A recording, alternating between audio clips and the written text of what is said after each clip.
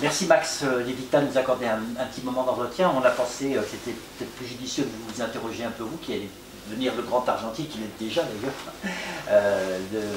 suite à cette campagne qui vient de se passer. Alors, Philippe Sorel a gagné, même si en fait, si on regarde les chiffres, il est arrivé deuxième, parce qu'il ne faut quand même pas oublier ce fort taux d'abstention. C'est en vérité l'abstention qui est vainqueur de ces élections, malheureusement.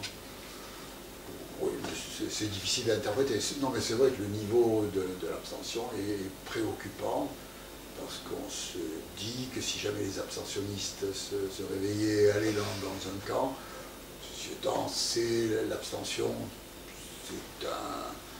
ces taux-là sont des taux que connaissent tous les grands pays démocratiques. Hein. Les Américains ont des taux d'abstention encore plus élevés que nous. Même pour des élections très locales comme ça, parce que bon, oui. C'était le mot-clé de Georges Frêche, maire des batailles. Par définition, enfin par habitude plus exactement, on se dit que c'est quand même le moment où nos concitoyens sont le plus interpellés. Et malgré tout, le chiffre est là, 43,42%, c'est énorme. Bien sûr. Non, mais c'est énorme, mais ça a toujours été, si vous voulez, on a toujours eu ça.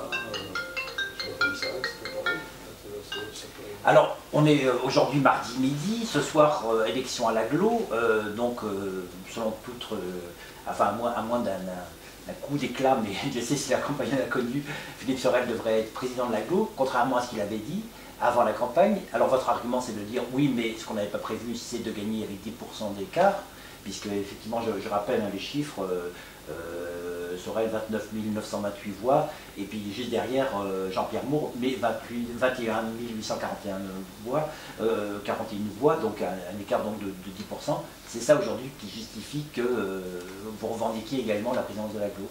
Ben, attendez, si on fait un tout petit retour en arrière, vous pensiez qu'on allait gagner avec un écart aussi important? Je crois que non. Non, je ne suis pas 2-3%. Donc nous, on pensait qu'on allait gagner. Moi, il y a vraiment assez longtemps que je pense qu'on va gagner. En Révésil aussi, apparemment. Je ne me suis pas engagé avec Philippe Sorel en essayant de savoir si c'était lui qui allait gagner ou pas. Je me suis engagé parce que je pensais qu'il fallait surtout être contre celui que présentait le Parti Socialiste. Donc je l'ai soutenu, mais très rapidement on a vu dans le courant de la campagne qu'il y avait on a intéressé un certain nombre d'électeurs. Et si vous prenez le chiffre, moi je ne me suis pas encore totalement remis, parce que vous prenez un chiffre, nous au premier tour on fait 16 000 voix. Au second tour, on en fait 30 000. Hein. Ouais. 16 à 30, il n'y a pas eu d'alliance, il n'y a pas eu de changement entre... À mon avis, je vais demander à des professeurs de politologie là, de nous expliquer comment on passe de 16 à 30, enfin par quel phénomène. Alors, comme on pensait qu'on allait gagner par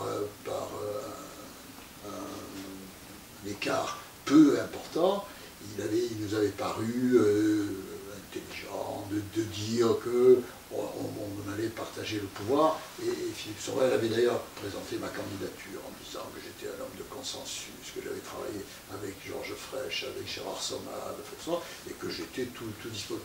L'écart fait que on pense différemment aujourd'hui, mais c'est ça la politique. Hein. On n'a pas changé d'avis, c'est pas une promesse qu'on refuse d'obéir, mais qu'on refuse d'accomplir. C'est simplement que là, cet écart montre qu'on déclenche d'ailleurs une attente qui, moi, me fait un tout petit peu peur, parce que c'est vraiment une attente inespérée. Il y a un espoir fantastique. Alors, quand il y a des espoirs, nous en avons vécu d'autres. On a vécu 1980, par exemple, où nous avons beaucoup déçu. Donc, un espoir de cette importance. On va parler de 2012 aussi, au plan de l'espoir, enfin, même s'il était moindre. Hein, mais... Oui, non, mais ça n'a pas de... C'est pas la même époque. Avec 81. Donc là, il nous a paru important de recentrer. Alors, il ne s'agit pas d'une prise de pouvoir, il s'agit simplement qu'il y a une unicité. Et si vous avez remarqué la façon dont Philippe Sorel présentait les choses, oui, il sera maire à la ville et président à l'agglo, mais il a demandé à Stéphanie Jalin d'assurer à la ville et à l'agglo l'organisation l'organisation du territoire, l'aménagement du territoire, et à moi, il me demande d'assurer à la ville et à l'agglo les finances, pour montrer que tout ça se fait en bonne intelligence, et en essayant d'être à la hauteur de l'attente que nous avons déclenchée. Alors, attente de la part des électeurs, on l'a bien compris, mais aussi finalement une demande, d'une certaine façon, des maires d'agglo. Je pense Jean-Pierre Grand qui finalement appelle de vos voeux, à l'élection, de ses voeux plutôt, l'élection de Philippe Sorel. C'est-à-dire, si vous voulez, le problème, nous, ce qu'on avait dit pendant la campagne, c'était qu'on était contre la métropole, en tant que métropole imposée. Et ça fait très très peur aux maires, parce qu'ils ont peur de perdre un certain nombre de leurs attributions. Donc on avait dit d'entrée qu'on était contre la métropole. Ceci étant, l'agglomération, c'est un EPCI. Et je vais le rappeler ce soir, EPCI, ça veut dire établissement public de coopération intercommunale. Donc là, notre problème, c'est bien de rentrer dans la coopération. Et Jean-Pierre Grand, il y a longtemps qu'il est à l'agglomération, et il est parfaitement cohérent, dans le cadre de la coopération, il apparaît normal que ce soit le maire de la ville la plus importante qui soit en même temps président de l'agglomération. Il est tout à fait cohérent. Ça va nous permettre de sortir de la situation qu'on vient de connaître pendant 3 ans, où Jean-Pierre Moore a fait la guerre à la ville de Montpellier d'une manière permanente et absurde. Qui s'est traduit comment? Parce que pendant la campagne, Philippe Sorel, effectivement, dans son argumentaire, a beaucoup dit que Montpellier avait été mal traité par l'agglomération. Comment ça s'est traduit concrètement? Pour vous donner un exemple, par exemple, on avait proposé de faire une cité des métiers. Cité des métiers, ça existe. Alors, ça devrait être fait par la région. La région n'a pas voulu le faire. Le département n'a pas voulu le faire. Finalement, la ville a accepté sous l'impulsion de Marc Dufour, qu'il a vu fonctionner à Marseille. Et la cité des métiers, ça part, enfin la politique, c'est pas un truc compliqué, il ne faut pas avoir fait ça part d'une observation simple. Vous êtes au chômage, et il y a 20 chômeurs sur la ville, hein, donc vous mettez au même endroit tous les organismes qui sont censés aider les chômeurs. Donc vous mettez le Pôle emploi, vous mettez les organismes de formation, les organismes d'information, vous mettez les syndicats, vous mettez enfin tout ce qui est, au lieu de leur imposer un gymkhana infernal, d'aller à tous les endroits possibles et imaginables. Bon, donc là, la ville et l'agglo devaient faire ça la main dans la main. Ils nous ont empoisonnés, il fallait faire un GIE, ils ont été d'accord pour participer, ils n'ont pas voulu qu'on participe pour participer au GIE. Finalement, on a perdu, enfin Marc Dufour, il a perdu la mandature totale, et finalement, on ne l'a pas fait. Bon, plus les guéguerres qui sont des guerres imbéciles, sur les cartons, au musée Fabre, quand on fait une exposition au musée Fabre, on ne met pas le maire de Montpellier, ce qui est absurde. C'est à Montpellier, et le musée Fabre, il appartient à la ville de Montpellier. On ne peut pas le vendre si on veut, ça appartient à la ville. Donc, en même temps, c'est Georges Frêche qui a donné tous ses pouvoirs à l'agglomération. Ouais, mais il n'a pas pratiqué tout à fait de la manière. Quand même. Il y avait un juste équilibre entre les deux. Alors, du temps Georges Frêche, la ville de Montpellier, ça figurait quand même. Bien sûr. Alors, justement, vous dites que la politique, c'est pas quelque chose de très compliqué. Alors, c'est une manière de répondre aussi à ceux qui vous font remarquer qu'il n'y a que des novices dans les adjoints. Alors, Philippe Sorel, là aussi, il y a une réponse. Il dit en 77, la liste de Georges. Oui. Sauf que l'époque n'était quand même pas tout à fait la même. On n'était pas à plus de 3 millions de chômeurs. Donc, non, mais attendez, le point, ici, dans toutes les collectivités, vous avez une administration. Et on a des fonctionnaires de haut niveau qui sont d'une très très grande compétence. On n'est pas là pour exercer leur métier. Moi, je ne suis pas là pour faire le métier de M. Nissen, le directeur général des services. Il est là, nous sommes là pour indiquer, prendre des décisions politiques. Qu'est-ce qu'on fait dans tel et tel cas? Et ça appartient. Alors les gens. Je n'ai pas bien compris cette notion d'inexpérimenté, puisque Un adjoint au maire, Dans c'est pas l'équivalent d'un ministre Non, auquel... si, voilà. si, précisément. Oui, mais bon, c'est pas Montebourg, pour prendre l'exemple de Montebourg, qu'on aime ou qu'on n'aime pas, mais c'est pas la question. Ne s'appuie pas que sur son administration, il prend des décisions. Bien sûr, non. Il essaie d'imprimer une marque, il essaie de dire voilà la direction dans laquelle je veux aller. Et là, il tanne son administration pour qu'elle lui fournisse des solutions lui permettant de... Je ne sais pas, prenons un exemple. Hein, prenons un exemple.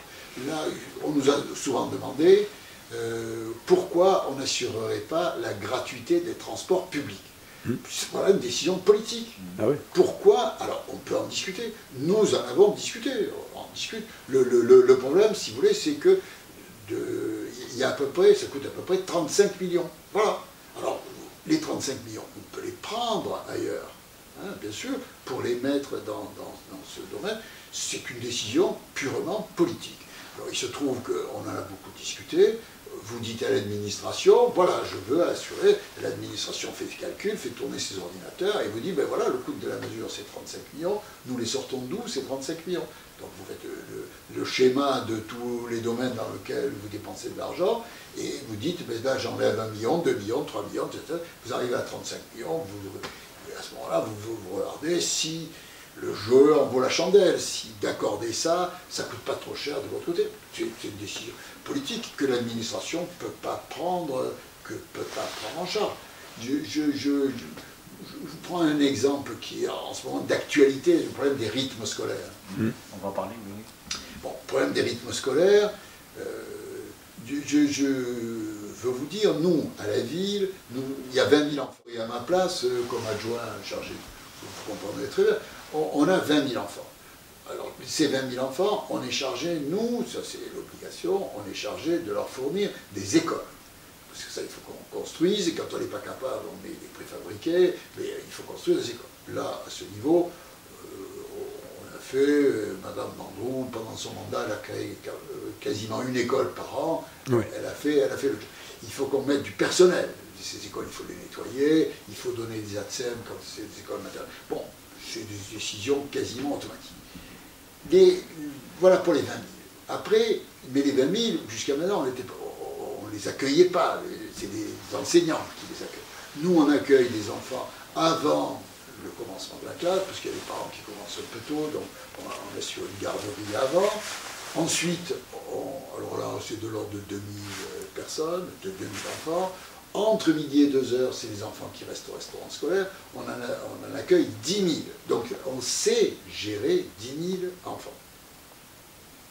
Ensuite, vous avez la fin des cours à 4h30 dans le système ancien. Et puis, on récupère un certain nombre d'enfants pour rendre service aux parents qui travaillent, etc. On peut les garder jusqu'à 7h moins le quart. On en a de l'ordre de 2 000, 3 000, etc. On nous fait la réforme des rythmes scolaires. Dans la réforme qui a été plus ou moins prévue, les cours s'arrêteraient vers 4 heures. Très bien. Moi, mon problème maintenant, c'est de 4 heures, combien on va avoir d'enfants. Moi, là, je n'ai pas un problème politique, hein. Là, j'ai un problème technique. Combien j'ai d'enfants à gérer? Si j'en ai 20 000, c'est la catastrophe. Parce que ça, c'est épouvantable. Vous rendez compte, l'armée qu'il faut de gens pour prendre 20 000. Bon, ceci étant, pourquoi pas? Alors, pour nous, ça nous pose un problème d'une perversité extraordinaire. Moins j'aurai d'enfants, plus je peux leur offrir de choses. C'est sûr. Plus j'ai d'enfants, et moins je peux leur offrir de choses. Alors, autrement dit, c'est un service public. Non, mais c'est là le point, c'est dramatique. C'est pernicieux. C'est d'une perversité. C'est un service public, donc j'offre un service public. Ma tentation, c'est d'offrir le meilleur service possible. Mais si j'offre le meilleur, avoir 20 000 enfants, et si j'ai 20 000 enfants, mes finances explosent. Alors ça veut dire quoi? Ça veut dire que le ministre et ses conseillers, quand il prend une décision, il ne fait pas d'abord un état des lieux, voir si c'est possible de mettre en place une réforme? On commence par mettre en place. Ben, je vais vous dire, comme j'ai été conseiller d'un ministre, comme vous avez oublié, j'ai été conseiller de Claude Allègre en 1997, en l'occurrence, oui. Et je m'étais aperçu que dans son cabinet, j'étais le seul élu. Et là, je pense que M. Peillon, il a tout été, il a dû être député, il a été député européen, Oui. mais il n'a pas été élu local. Non. Et que là, il s'est aperçu, et d'ailleurs sa réforme, quand il a présenté aux syndicats, les syndicats ont donné leur accord. Mais j'imagine que ces responsables syndicaux doivent être des pleins temps. Ils ont oublié comment ça fonctionnait dans la réalité. Et là... Et le président Hollande, ancien président du Conseil général, a oublié aussi la proximité, le terrain. Il y a des chances. Il y a des chances, parce que là, ils n'ont pas perçu toutes les dimensions du problème. On a manqué d'une Ségolène Royal à ce moment-là précis. Ça, je pense, on a manqué de quelqu'un qui se soit aperçu. Mais simplement sur un point dont on a pris conscience quand on a commencé à travailler sur cette question des rythmes scolaires. Si j'ai 20 000 enfants, je n'ai pas de locaux en dehors des classes pour accueillir 20 000 enfants. Évidemment. Donc, je reste dans la classe. Et en restant dans la classe, vous n'avez peut-être pas été enseignant dans le primaire, mais un enseignant en primaire, sa classe, c'est sa vie. Sa classe, il l'organise en fonction de lui. Il met des photos, il met des livres, il dispose les clés, les bureaux comme il l'entend. Et si vous allez dans... Il y a une très grande disparité. C'est plus en randonnion, ça n'existe plus. Donc c'est souvent en salle, en carré, pour que tout le monde puisse se voir. Bon. Mais chaque enseignant, c'est...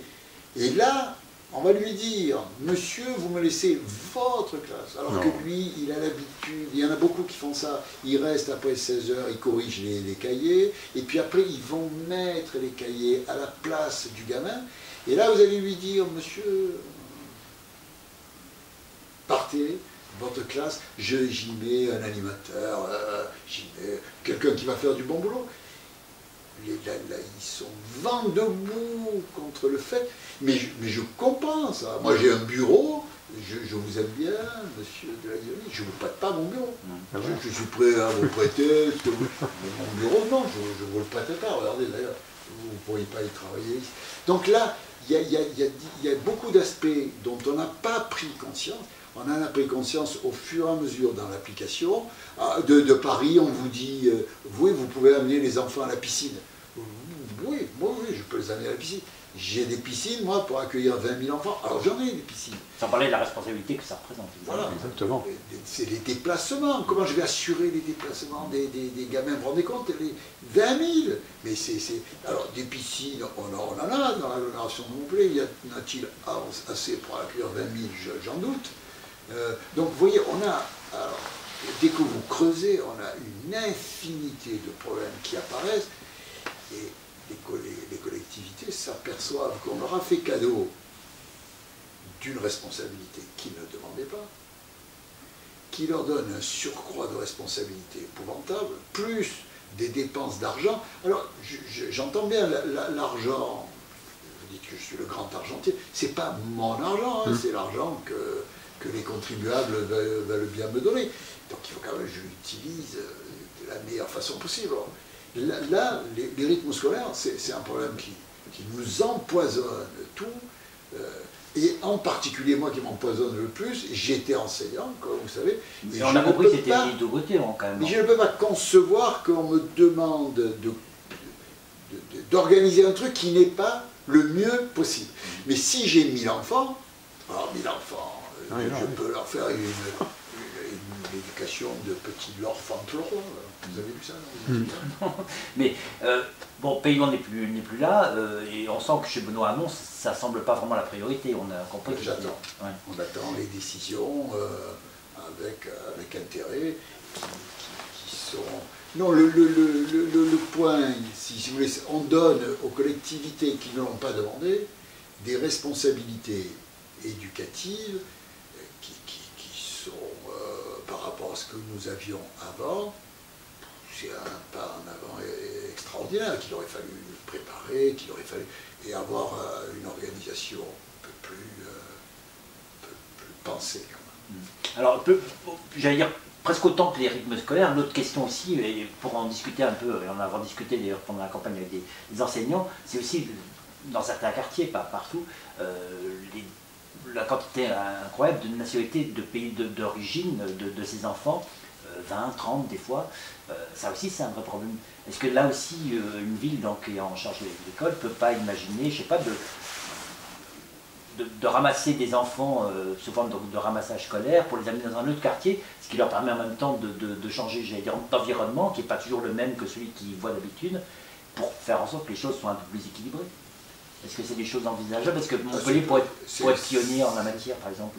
Ce sont des choses envisageables. Ça a été fait aux États-Unis, Busing, donc on connaît la technique. Le point, c'est de regarder avec la responsabilité dépend de l'éducation nationale. Alors on peut mettre ça au point avec eux. C'est quelque chose d'envisageable. Quelle est votre ambition là, pour le prochain, pour le mandat en cours, là, enfin, qui débute à peine? Donc, la première ambition, c'est de rééquilibrer les choses. C'est de rééquilibrer la ville. Alors, je crois que dans le mandat précédent, on a fait un très grand travail. Vous savez bien qu'en apparence, notre premier problème, c'est le problème de la croissance démographique. Donc on a 3000 habitants qui arrivent, et donc, bon, ça a permis à cette ville de passer de moins de 100 000 à 270 000 aujourd'hui. Vous vous rappelez à ce propos la polémique à l'époque avec le préfet de l'époque, Bente Jacques et Georges Frêche, qui lui disait arrêtez de faire la pub autour de Montpellier, il y a trop d'enfants, il y a trop de monde qui arrive. Oui, mais il y a des études d'économistes qui ont paru dans le monde. Il y a un mouvement vers le sud qu'on opère presque partout, sauf en Italie. Hein, c'est le seul pays en Italie, mais vous avez ce mouvement en Angleterre, vous avez ce mouvement en France, vous avez ce mouvement en Espagne, vous avez ce mouvement en Allemagne, la Bavière c'est au sud de l'Allemagne, vous avez cette explication aux États-Unis. C'est la chanson d'Aznavour, la misère, il semblerait qu'elle soit moins pénible au soleil. Oui, il y a quand même du chômage aussi sur la région, quoi. Donc oui. Dans tout le Languedoc-Roussillon. Non, mais c'est un phénomène que l'attrait du Sud, ça fonctionne dans tous les pays du monde. Donc notre premier problème, c'est la croissance démographique de la ville. Hein. Donc on a beaucoup travaillé sur les ZAC, on a 14 ZAC et on a beaucoup travaillé. Regardez le quartier qui est dans mon dos là, on a fait quand même, bon, en attendant, on a peut-être un peu laissé tomber un certain nombre de quartiers. Pas le petit bar, ça c'est l'honneur de Madame Mambo de l'avoir pris à bras le corps, mais on a un peu laissé faire, je ne m'exonère pas, j'étais dans son équipe, hein.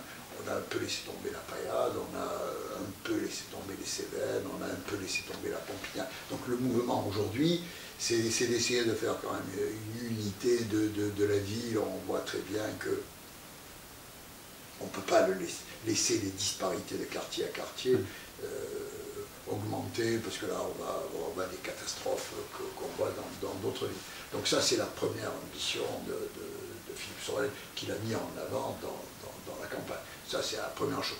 Mais dans ce cadre-là, votre réflexion sur le transfert des enfants peut effectivement s'envisager. Vous savez, on en a parlé, par exemple, pour un collège qui est emblématique à Montpellier, c'est le collège de Lascaz, puisque ce collège, ce qui est effrayant quand on est Montpellierin, depuis avoir leurs enfants scolarisés à Lascaz. Et puis, bon, il y a eu des maladresses dans la gestion de l'établissement. Bon. Et là aujourd'hui, c'est Lascaz, c'est l'établissement français le plus significatif de toute la France. Hein. Quant à la misère, c'est le collège qui cumule les CSP les plus bas de France. À ce niveau, c'est le plus mal.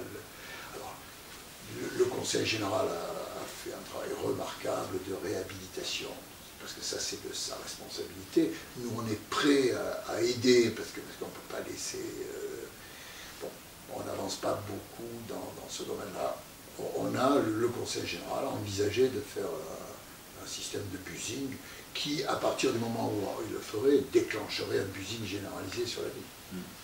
Alors vous le disiez, hein, c'est pas sans appréhension que vous allez prendre un peu la présidence, y compris de l'agglomération. Vous attendez là aussi à des surprises, enfin je veux dire, pas forcément des bonnes surprises au plan financier, vous avez une idée? Non. On a parlé aussi de documents qui seraient passés au broyeur, il y aurait des choses à cacher, il y a des cadavres dans les placards. Oh, il doit y en avoir, non, il doit y en avoir comme partout. Je pense que quand on demandera la facture d'Unlimited, on aura des difficultés à l'obtenir. Non, le problème de l'agglomération n'est pas du tout le même que le problème de la ville. Le problème de la ville, c'est nous avons un budget de fonctionnement très important. Et à l'intérieur du budget de fonctionnement, on a une masse salariale qui pèse lourd. Donc nous, notre problème, c'est de bloquer, c'est de contraindre les dépenses de fonctionnement de manière à avoir une épargne positive qui nous permet d'investir. Bon. Le problème de l'agglomération, ce n'est pas du tout son problème. Les dépenses de fonctionnement sont tenues, sont bien tenues, il n'y a pas d'inquiétude à avoir. Par contre, la difficulté de l'agglomération, c'est les investissements. C'est les investissements et c'est les engagements qui ont été pris au cours des années passées, par exemple sur la voie de chemin de fer, sur le TGV. Il y a des participations qui ont été promises pour la construction de la gare, pour le contournement Nîmes-Montpellier, pour le futur Montpellier-Perpignan. Des engagements qu'il va falloir tenir, quoi qu'il en soit, quoi qu'il arrive. Ils ont été, on ne peut pas s'en dégager, puisque ça a été signé. Donc là, mais par contre, les autres investissements, par exemple la ligne 5 de tramway qui est prévue pour un montant, je crois, de 320 millions d'euros, c'est pas très compliqué de la repousser, au moins dans le temps, voire de l'annuler. Oui, sauf que les maires que ça implique, ça va peut-être pas les intéresser plus que ça, que ça soit reporté. Oui, non, mais attendez, le point, d'ailleurs, enfin, ce soir, en tant que doyen d'âge, je dois faire un tout petit discours. Le point, c'est, on attend, c'est 10 milliards, toutes les collectivités vont être touchées. Ah oui. Les grandes communes, les petites communes, et donc on ne sait pas actuellement, dans le pire des cas, si vous voulez, enfin, celui que j'ai trouvé pire, mais peut-être qu'ils vont inventer encore plus, je ne sais pas si on se dit plus pire, ça ne doit pas être français, non, mais encore pire que ce que j'ai prévu. L'État, à la ville, j'ai une dotation de l'État d'à peu près 75 millions. S'il m'enlève 20%, ça fait 15 millions. C'est pour ça que 15 millions plus les rythmes scolaires, 8 millions, 23 millions, là, l'équation devient impossible, quasiment impossible à régler. Mais on ne le sait pas encore, mais si c'est 20%, le maire prenait la plus petite commune de l'agglomération, si on lui enlève 20%, c'est aussi énorme pour elle, toute chose étant égale par ailleurs que pour moi. Non, on rentre, mais ça je suis persuadé, là je suis persuadé qu'on rentre dans une nouvelle ère pour les collectivités locales. Ça c'est sûr et certain. La Cour des comptes mène croisade contre les collectivités locales et les dépenses qu'elle juge exagérées. Moi je crois que si vous voulez, on a vécu sur le mouvement de décentralisation, à donner des pouvoirs aux conseils régionaux, aux conseils généraux et aux maires, non, mais qui ont fait qu'on a voulu faire exister nos territoires. Et si vous comparez la France et l'Italie, par exemple, mais l'Italie, c'était un pays, il y avait beaucoup, leur unité n'a été assurée qu'à partir de 1870, tandis que nous, comme disait Frege, depuis Louis XI, on est un État centralisé, mais l'État centralisé fait que c'est Paris, point. En Italie, vous avez... Alors, on a essayé de rattraper le retard, on en avait les moyens, ça a été bien fait, mal fait, mais c'est une époque, ça aussi, si vous voulez. Quand Frege décide en 2000 de faire cette mairie, c'est une volonté politique de peser, de montrer que, bon, elle a été inaugurée en 2011, le climat politique, économique avait changé. Aujourd'hui, on ne construirait pas une nouvelle mairie, c'est sûr et certain. Mais bon, à l'époque, ça s'imposait. On montrait que les territoires avaient une existence, avaient une volonté d'exister, d'être attractifs, tout ça.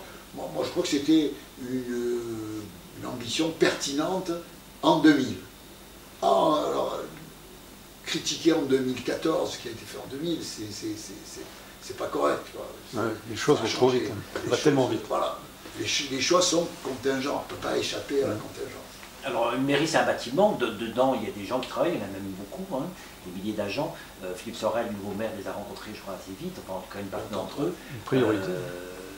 Mais il reste quand même un malaise, cette espèce de médaille d'or de l'absentéisme. Comment vous l'analysez, vous, de l'intérieur?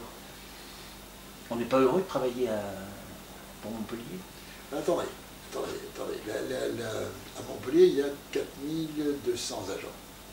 Sur les 4200, dans cette mairie, il y en a à peu près un peu moins d'1 millier. Oui. Les agents, y compris dans les écoles, c'est tout. Nos agents, ils sont éclatés un peu partout. On a des agents au zoo, on a des agents à Gramont, on a des agents dans les serres. Enfin, bon. Alors, après, il faut distinguer.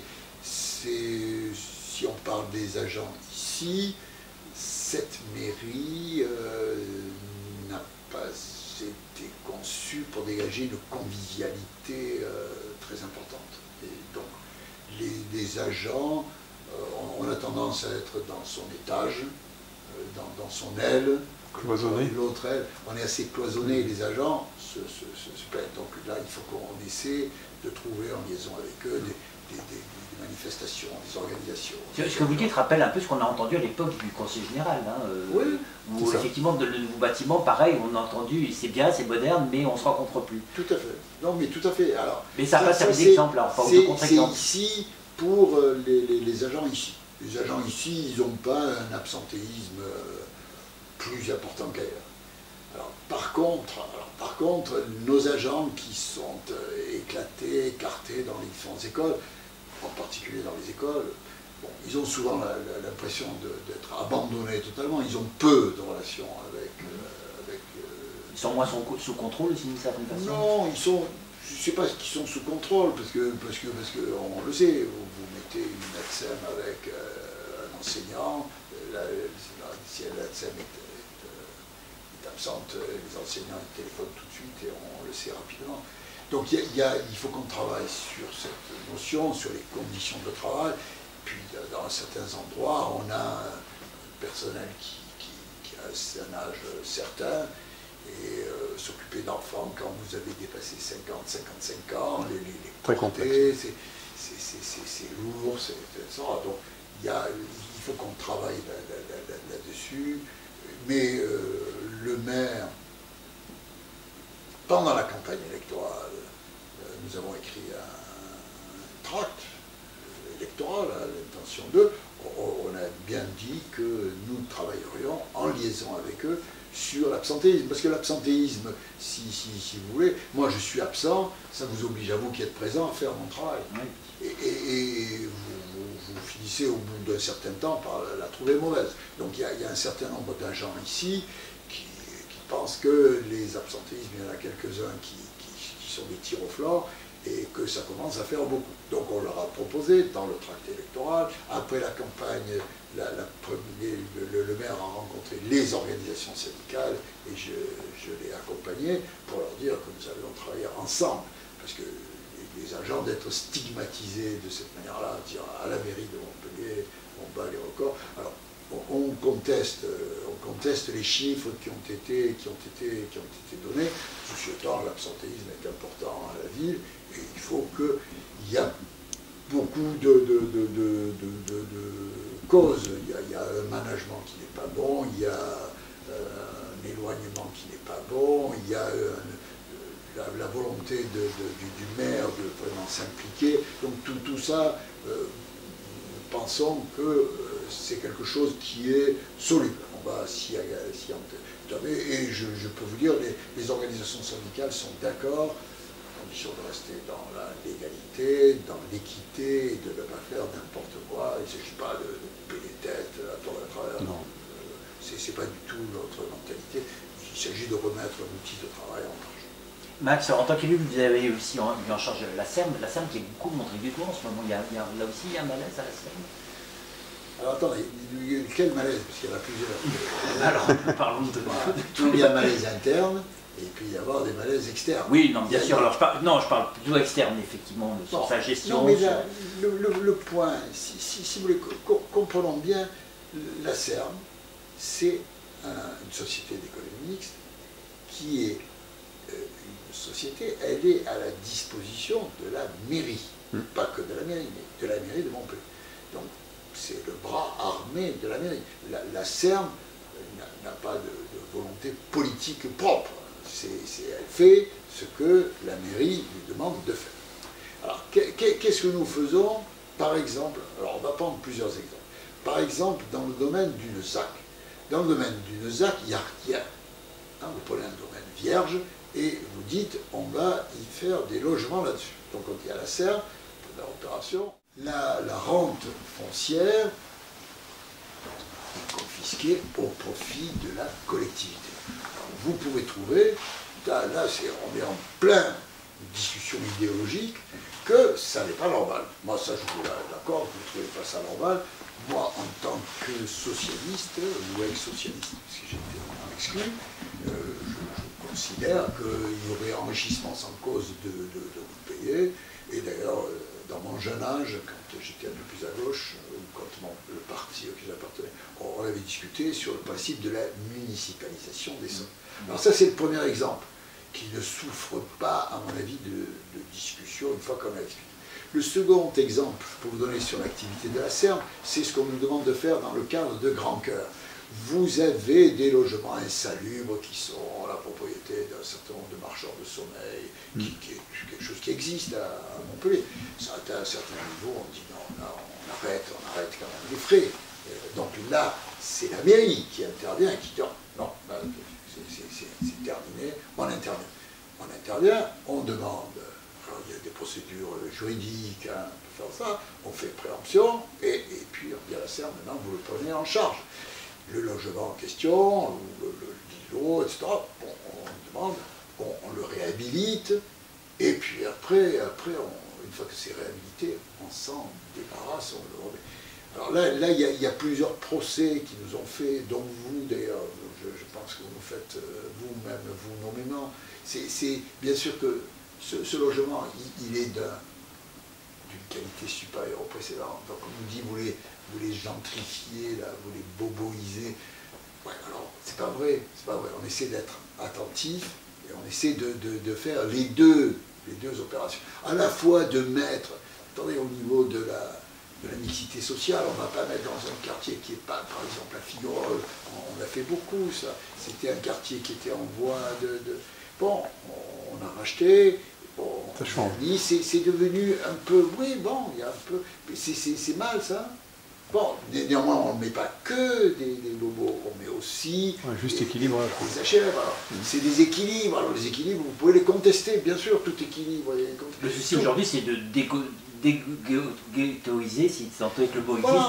Voilà, mais c'est ce qu'on demande à la SERM, et dans le cadre de Grand Cœur, elle le fait. Alors, il y a un certain nombre de marchands de sommeil qui ne sont pas du tout contents, il y a un certain nombre de marchands de biens qui ne sont pas du tout contents, qui alimentent des machins. Alors, bon, il y a des organes de presse qui nous ont pris qui ont pris la SERM dans leur collimateur. Moi, je pense que le procès est mauvais parce que la SERM n'a rien à voir là-dedans. La SERM, c'est un outil. Ce qu'il faut attaquer, c'est la mairie. La mairie, elle a une politique. Toutes les politiques sont contestables, en particulier celles que nous décidons.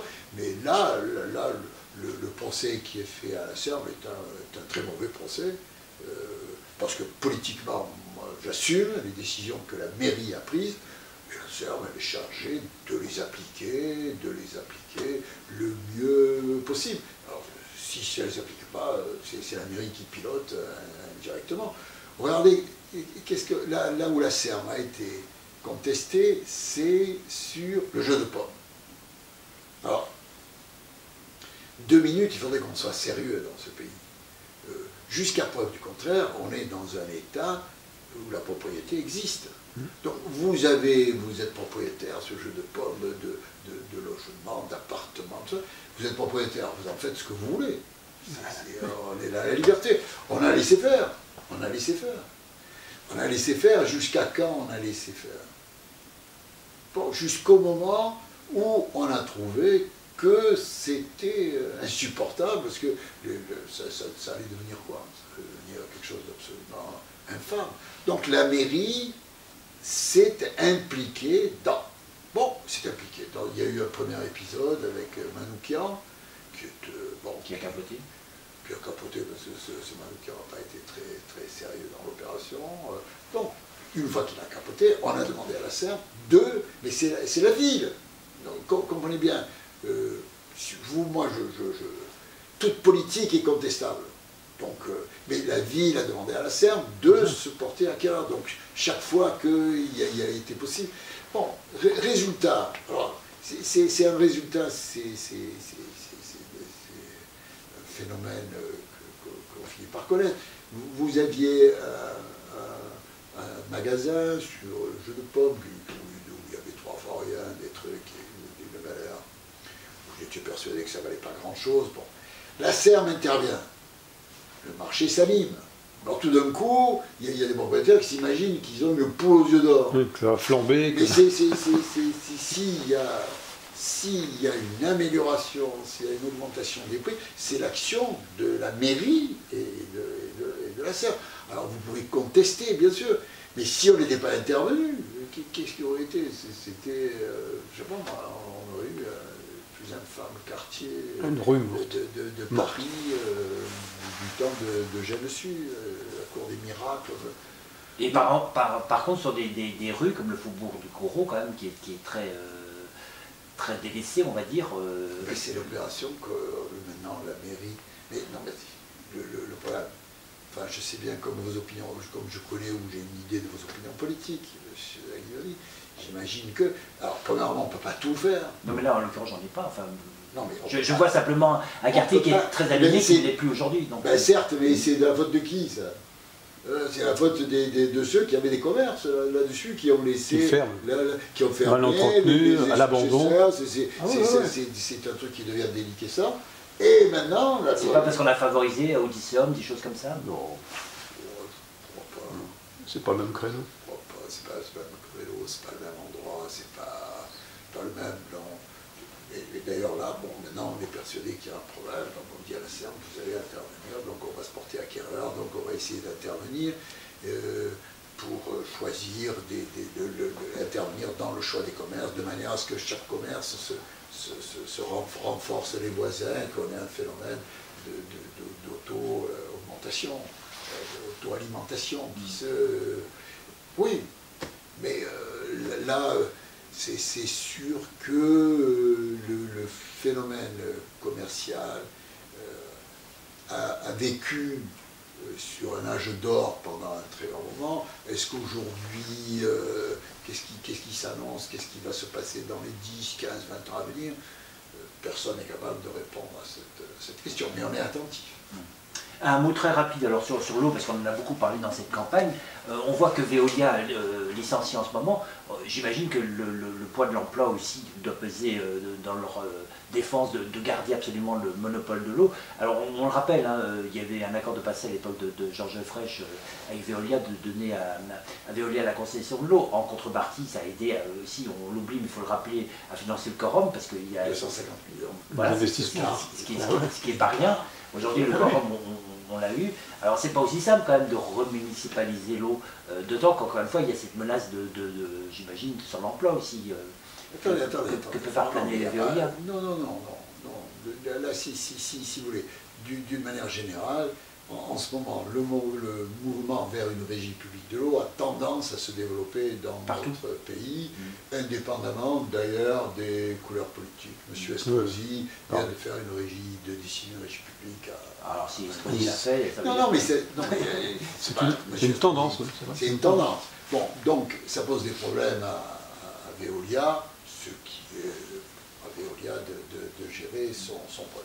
D'autant que Veolia, c'est pas que l'eau, on le rappelle aussi. Oui, oui, hein, c'est pas que l'eau.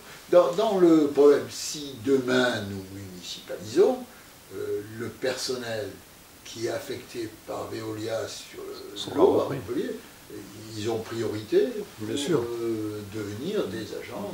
Donc ça n'aura pas d'incidence, c'est pas un argument qu'ils peuvent mettre en avant. Non, c'est pas, là, ce niveau, c'est pas compliqué. D'ailleurs, les syndicats de Veolia, pendant la campagne électorale, ont demandé à être reçus et nous leur avons exposé notre vision des choses. Et donc l'engagement le point qui est décisif, si vous voulez, dans le cas du transfert, c'est le point de la facturation, parce qu'ils ont 120 000 clients. Donc là, il faut mettre au point un système informatique particulièrement performant pour qu'on perde pas, il y ait des clients qui nous échappent. Et donc ça c'est la difficulté de mettre au point l'instrument de gestion permettant de suivre les 120 000 clients, qui nécessitera un certain temps d'implémentation. Le reste, les agents de Veolia, dans le conjoncture actuelle, j'imagine qu'ils seront d'accord pour rester à la ville et ils feront leur métier dans les mêmes conditions que chez Veolia. D'ailleurs, à ma connaissance, je vous dis, on a rencontré les syndicats, et ils ont demandé à savoir comment on envisageait les choses. On leur a dit que c'était prioritaire, ce qui est, tel que je l'ai perçu, les a rassurés sur ce point. Il y a les investissements aussi faits par Veolia pendant une période aussi, qui pèsent aussi, qui peuvent peser. Oui, mais là, si vous voulez, c'est dans le cadre de la fin, de leur mandat qu'une discussion aura lieu. Leurs investissements, ils les ont faits, ils ne sont pas en avance sur leur programme d'investissement. Ils sont plutôt en retard qu'en avance. Un mot aussi sur le logement, parce qu'une ville, enfin une mairie est souvent très sollicitée pour des problèmes de logement, hein, c'est le souci numéro 1 avec l'emploi pour les gens. Ça va devenir compliqué, les rapports avec l'ACM, avec une certaine Claudine Fraîche à sa direction, qui était quand même très impliquée, pour le moins, dans la campagne de Jean-Pierre Mont. On discute indépendamment des personnes. Madame Fraîche est une amie que j'ai beaucoup fréquentée, mais on ne fait pas... On arrive à faire la part des choses. Il vaut mieux. Attendez. ACM, c'est comme une société, c'est une société qui dépend des collectivités locales, qui est chargée par les collectivités locales d'un certain programme. Et il appartient aux collectivités locales d'indiquer la politique qui doit être menée. Sur un point que nous contestons, que Philippe Sorel a développé pendant sa campagne électorale, il y a deux points qui... Le premier point, il va falloir discuter avec, de voir, ça c'est un problème plus économique. Manière de régler le problème de la sécurité, pour partir. Ça peut être envisageable. Par contre, un point, et Sorel a été parfaitement clair là-dessus, nous exigerons qu'il y ait des processus transparents d'attribution des logements. Vous faites une demande dans un logement auprès d'un organisme, vous devez suivre l'avancement de votre dossier, de manière à ce que vous puissiez espérer occuper un logement dans... C'est une manière de dire qu'il y a eu trop de passe-droit. Attendez, c'est une manière de dire rien du tout. Ne me faites pas dire ce que je ne veux pas dire. C'est une procédure qui n'existe pas à Montpellier, et c'est dommage. C'est une procédure qui existe à Nantes, c'est une procédure qui existe à Rennes. Donc on n'est pas des révolutionnaires échevelés, c'est quelque chose... Aujourd'hui, nous sommes en 2014. Il y a des moyens d'assurer la transparence. Oui. Et tout à l'heure, vous avez commencé l'entretien par l'abstention. Il faut que nos concitoyens changent d'avis sur nous. On n'est pas des magouilleurs de 36 000 €. On n'est pas là pour essayer d'avoir 4 avantages minables. On est là pour essayer de servir. Et il y a des moyens. Ça nous est demandé. Il y a des moyens de contrôle. Et les moyens de contrôle, c'est, si vous voulez, il y a aussi aujourd'hui de l'informatique. Je ne désespère pas, moi, aujourd'hui, qu'un jour, on nous demande, il nous faut un peu de temps pour faire ça, mais que vous demandiez à avoir accès, vous citoyens, à toutes les factures de la mairie. Je ne vois pas, c'est pas, je l'ai dit, c'est pas mon argent, c'est l'argent des contribuables. Je ne trouve pas anormal que les contribuables demandent à vérifier qu'on ne dépense pas n'importe quoi. Alors d'ailleurs, on a pris un engagement. Les comptes de l'année 2014 seront certifiés par des auditeurs, par des experts comptables, c'est leur métier, on les embauchera, ils feront leur rapport, et puis ils répondront à des questions. Je ne sais pas, si un citoyen dit quel est le coût d'Unlimited, eh bien on dira voilà, le coût d'Unlimited, c'est dedans, c'est leur argent, il n'y a pas de raison que ce soit caché. Donc, mais là, si vous voulez, c'est lié de ce genre qu'on a défendu pendant la campagne, oui, on va les mettre en pratique. Alors, l'audition des comptes, ça c'est pas compliqué, il y a des experts, ils savent faire ça. Public, on n'attendra pas le rapport de la Cour des comptes qui fera. Alors après, ça posera des problèmes du type, un des rapports qui a circulé, on avait mis l'achat de cigares. Alors, moi je ne fume pas depuis longtemps, depuis à peu près 40 ans. Est-ce que la mairie reçoit de temps en temps des personnalités, je ne sais pas moi, des ambassadeurs, des hôtes de marque, on va dire. Des hôtes de marque. Est-ce qu'on doit leur faire des cadeaux quand on les reçoit? Et quel type de cadeaux? Est-ce qu'on doit leur offrir des cigares à la fin d'un repas ou pas? C'est un problème, non mais... On rappelle que les cigares, ça avait coûté son poste à Christian Blanc à l'époque ministre. Hein. Oui, non mais est-ce que dans une mairie ça doit se faire, ça va se faire? En ce moment, il n'y en a pas. Là, je vous le dis, il n'y en a pas, mais... Certifié, on n'en a pas proposé. Pourquoi pas que quand on reçoit, je ne sais pas moi, un ambassadeur qui vient, qu'est-ce qu'on lui offre comme cadeau? La question se pose, c'est un casse-tête. En dehors de la médaille de la ville. Voilà, mais... La médaille de la ville, ça va, mais comme c'est, je ne sais pas moi, l'ambassadeur de Chine. Ah oui, très sensible au cadeau, les Chinois, attention. Très sensible au cadeau. Si vous voulez, j'entends quelque chose, moi, de l'ambassadeur de Chine. J'entends qu'ils disent que Montpellier existe, qu'il y a une université qui est Coquolancourt, que les entreprises peuvent s'y installer. D'ailleurs, s'il vient, c'est pour voir ça. Donc j'ai intérêt à le séduire. Alors la séduction va jusqu'où? Ça c'est un problème, et c'est un problème sur lequel... c'est presque un problème philosophique. Hein. Oui, c'est en tout cas un problème politique. Les citoyens, dans la mesure où c'est leur argent, ils ont le droit d'avoir une opinion là-dessus. Alors transparence, ça me donne une perche là, juste pour conclure, parce qu'on ne peut pas vous quitter, en tout cas j'espère temporairement, sans parler quand même, peut-être avec nostalgie, un peu du PS. On parle de transparence, de ménage, vous l'avez fait avec la tutelle, hein, en tout cas vous en avez fait partie. Vous n'avez pas attendu d'être viré, vous n'avez pas renouvelé votre carte. Non, j'étais exclu. Ah, quand même. Non, mais c'est pas anormal d'ailleurs. Hein. J'étais sur une liste dissidente qui n'était pas à la liste officielle du parti. Je crois me rappeler simplement lors d'une conférence de presse que vous disiez je renouvelle pas, j'attends pas. C'est pas moi. Je n'ai rien dit sur ce point-là. C'est Philippe Sorel qui a dit qu'il ne renouvellerait pas. Moi, je n'ai pas fait de déclaration.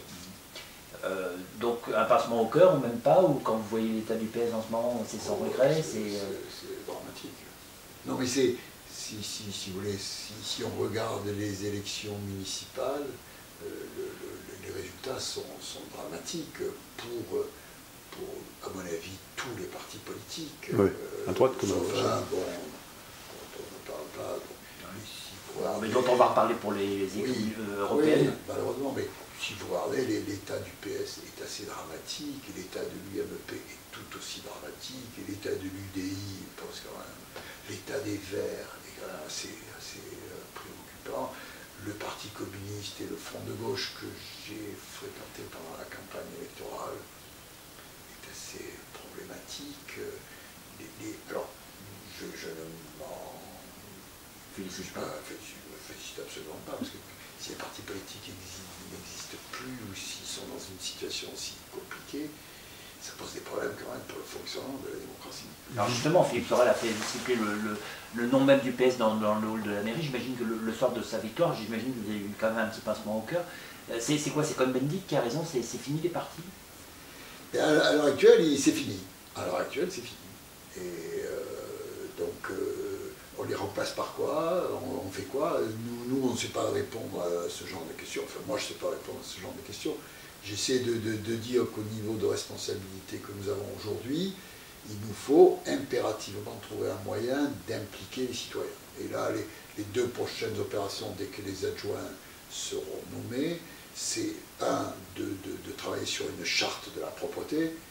La propreté, c'est pas Nicolas et la mairie toutes seules qui vont résoudre le problème. Il faut que les citoyens nous aident un peu. Bien sûr. Ils ont des choses un à peu de dire, civisme aussi. Ils ont des comportements à adopter, ils ont donc Quitte à les mettre à l'amende un peu à la façon suisse. Pourquoi pas? Oui. Ben, pourquoi pas? Instaurer une brigade verte. Mais attendez, pourquoi pas? Enfin, attendez, on passe la grande rue Jean Moulin, et il y a le Nicolin passe, c'est un horaire qui a été calculé avec les commerçants, mais dans leur propre intérêt à eux. Bon, Nicolin est passé, et puis un quart d'heure après, attendez, non, c'est pas acceptable ça quand même. Faut être un axe commercial on très est responsable de tout, mais pas. Donc on va essayer de travailler là-dessus. Et puis pour développer aussi le processus de tri, quand même, pour développer, moi j'ai mis dans la campagne l'économie circulaire. Je crois qu'il y a énormément de choses à faire et de gains à espérer, parce que sinon la facture va devenir insupportable pour les citoyens. Donc on leur dit, attendez, on a besoin de vous pour que ça reste dans des limites acceptables, mais pour vous aussi, c'est pas que pour nous. Donc là, une charte sur la tranquillité, sur la propreté, qui doit permettre de faire des choses. Enfin, attendez, vous allez dans les villes dans le nord de l'Europe, ils obtiennent bien des résultats. Ah oui. On dirait que c'est une question de mentalité, mais la mentalité, ça se travaille. Ça se travaille, l'éducation, ça se travaille. Alors ça, c'est la première, et la seconde, qui est un peu compliquée, c'est effectivement sur la tranquillité publique. On est une ville, il y a 70 000 habitants, oui, c'est une richesse pour Montpellier, oui, c'est très bien. Montpellier est une ville jeune, c'est très bien. Il y a des gens qui travaillent, ils ont besoin de dormir, donc il faut qu'on arrive à trouver des équilibres. Et l'équilibre, il ne va pas être décidé au 8e étage de la mairie de Montpellier par le maire qui a une inspiration. C'est quelque chose... C'est l'affaire de tous. Voilà, c'est l'affaire de tous, ça concerne tout le monde, les étudiants, les travailleurs. Bon. Et on va essayer de travailler, puis après on va avoir des problèmes sur le rythme scolaire. Moi je ne peux pas prendre la décision sans en parler aux parents. C'est pour ça qu'à l'heure actuelle, nous, notre position sur le rythme scolaire, aujourd'hui, c'est de dire, on suppose que le ministre va continuer, on va demander à ce qu'on puisse la décaler au 1er janvier. Pourquoi au 1er janvier? Parce que d'abord, ça me laisse le temps de proposer, d'aller dans toutes les écoles, et ça je ne peux pas le faire au mois d'août. Elles sont fermées, les écoles. Oui. Bon, donc en septembre-octobre, on va aller dans toutes les écoles. On va leur dire, voilà ce qu'on propose, vous êtes d'accord, vous n'êtes pas d'accord. Et puis deuxièmement, je vais inscrire vos enfants. Moi, je veux savoir combien j'ai.